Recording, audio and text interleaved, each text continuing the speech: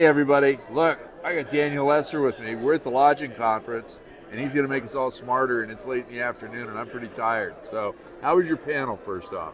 My panel was very well attended, and it was very entertaining. There were a number of people in the room who were chomping at the bit for drinks, so we ended right on time. There you go. Now, what was your topic? The topic was on new development. Okay. We had a great turnout and great panelists as well.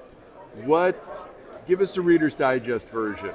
What's going on with new development in the hospitality industry for the nation? Well, we had a couple of brand guys up there who were very much advocating for new brands and more brands.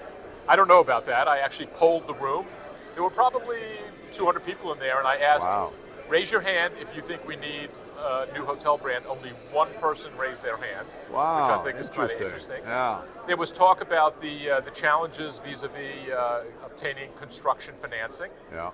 There is debt money out there for existing properties, but Right. construction financing is, a bit of a challenge.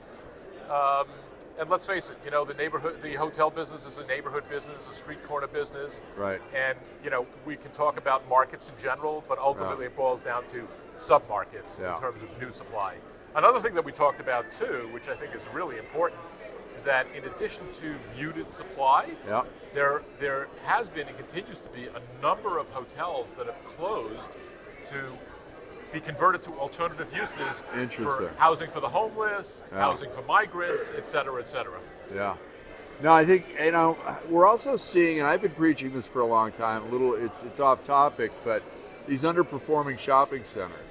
Okay, we've got one in Vancouver. We've got another one, I think, in California now that have been converted to city colleges. So if you think about it, you've got the big boxes at either end. So one is now your auditorium and your digital library. The other one is going to be used as dormitories. Keep the food court. All the small little shops that are in there are now labs and offices, and you get people educated and out of poverty. So We've had some hotels in New York that have been converted to student housing. What used to be the DoubleTree on Lexington Avenue is now that's right. student housing. Yeah. So, there's a fair amount of that going on. Now, my big concern with new construction right now is that we don't have the talented labor pool for that. I think virtually every state in this country has been affected by adverse weather conditions or, natural disasters, fires, floods, hurricanes. So your more skilled laborers, it appears to me that they're all out working at rebuilding communities, whether it's Tampa in Florida, Lahaina in Hawaii, or someplace else. So how do we start getting these skilled laborers back, or how do we build that workforce so that we do have viable construction? Because we know that that's coming. It's got to be coming for hospitality, for multifamily, and various other asset classes.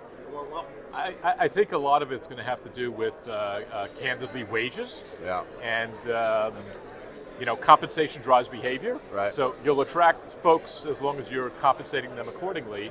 And, that's the good news. The bad news is that is going to continue to be a driver of rising construction costs, which is going to have an effect on the economic feasibility of new construction. Yeah, that it is.